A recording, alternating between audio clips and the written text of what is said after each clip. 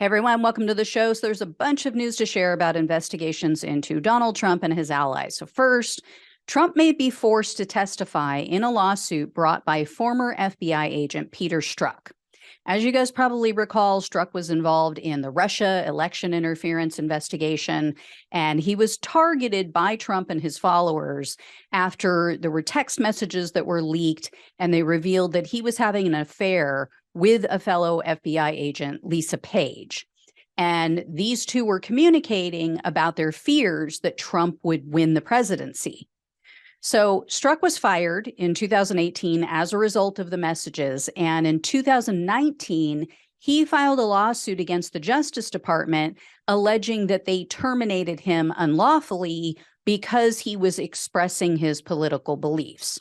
So Strzok's legal team subpoenaed Trump. They also subpoenaed FBI Director Christopher Wray, and the DOJ has been fighting this subpoena. They've used something called the Apex Doctrine. The doctrine essentially says that high-ranking government officials cannot be deposed unless extraordinary circumstances exist.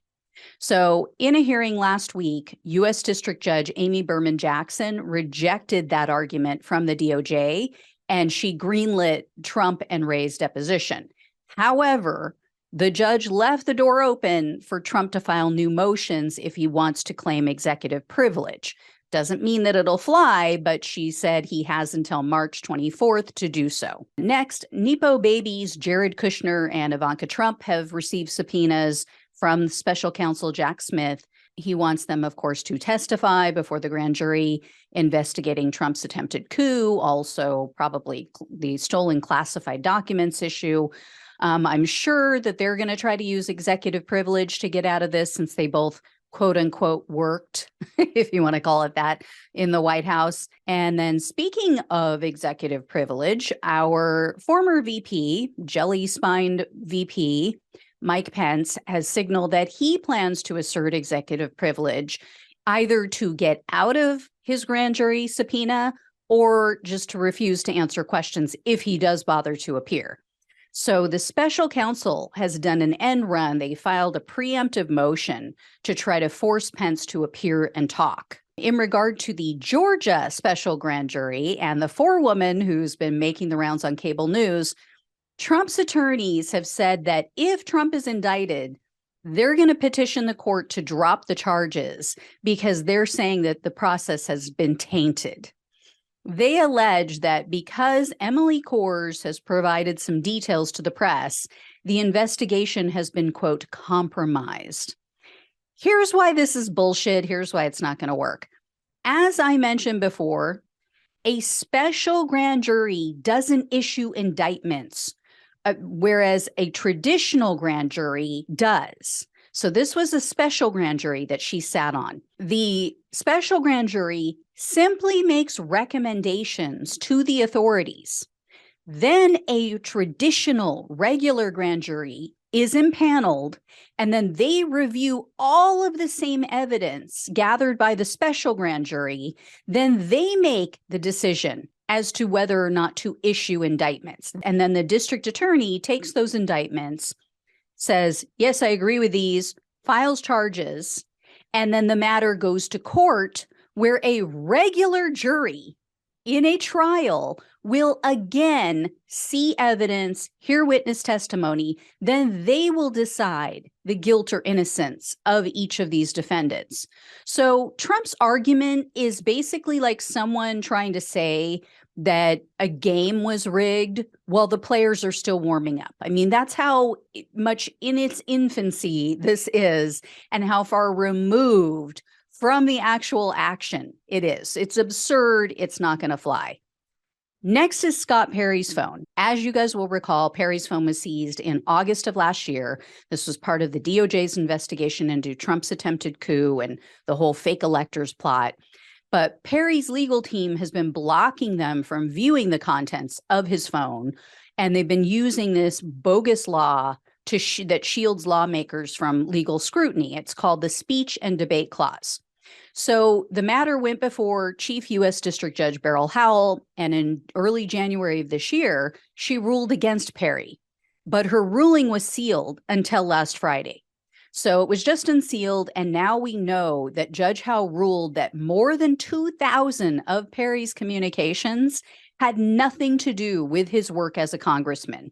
So she ordered that those over 2,000 communications, emails, text messages, what have you, should be released to the DOJ. And Howe wrote in her ruling, quote, "What is plain is that the clause does not shield Rep. Perry's random musings with private individuals touting an expertise in cybersecurity or political discussions with attorneys from a presidential campaign or with state legislators concerning hearings before them about possible local election fraud or actions they could take to challenge election results in Pennsylvania." So he's stone cold busted because she just basically outlined what is in those messages without just coming out and saying it. He clearly was trying to overturn the election for Trump. Judge Howell also noted that Perry's version of this speech and debate clause would turn Congress members into, quote, super citizens. So basically, she said, it would make them immune from prosecution, from investigation, from accountability. She also threw out a little hypocrisy shade at Perry. She wrote in part, quote, "No matter the vigor with which Rep. Perry pursued his wide-ranging interest in bolstering his belief that the results of the 2020 election were somehow incorrect, even in the face of his own re-election, his informal inquiries into the legitimacy of those election results are closer to the activities described as purely personal or political." So, yeah, she's saying, you doubt the results of the 2020 election, but you got reelected. So Judge Howell refused to stay her decision while Perry files an appeal. So it's possible that the DOJ is already reviewing his messages. However, as I mentioned in the last update, the matter is now before an appeals panel, and 2 of the 3 judges were appointed by Trump.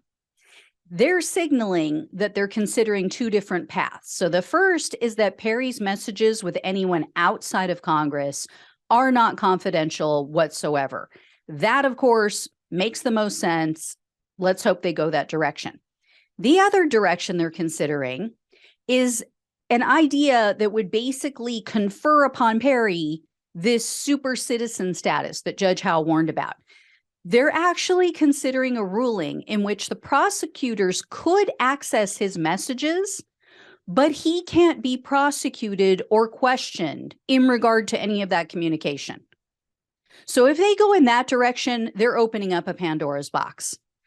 That would mean that any member of Congress could commit almost any crime, and if they communicated about that crime, that written evidence couldn't be used against them, as long as they claim, oh, it was related to my work in Congress.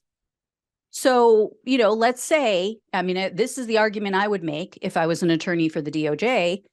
I would posit the idea that, okay, let's say a lawmaker decides he or she is going to hack into a fellow politician's computer because that person is opposed to a bill they want to pass, and he or she wants to see what they're going to say about it. Because these 2 Trump judges are arguing that Perry was just fact-finding, and so it was related to his work as a lawmaker. So a lawmaker, in my estimation, could say he or she broke into the other lawmaker's computer to fact-find. That's how ridiculous they sound. The final update also involves a ruling by Judge Howell. 2 news outlets were trying to obtain court filings regarding Trump's attempt to block the grand jury from hearing testimony from some of his White House aides. So Judge Howell ruled against the news outlets. She cited the longstanding federal rule that maintains the secrecy in grand jury investigations. So anyway, guys, those are the updates. I will keep you posted. Thank you so much for watching and listening. Check out the next video that's coming up that will show up in the corner of your screen. Please like this video, share it with others. Please subscribe if you are not already. And then if you can donate, it is so appreciated. It helps to keep the show going. Thanks again. Take care. I'll talk with you soon.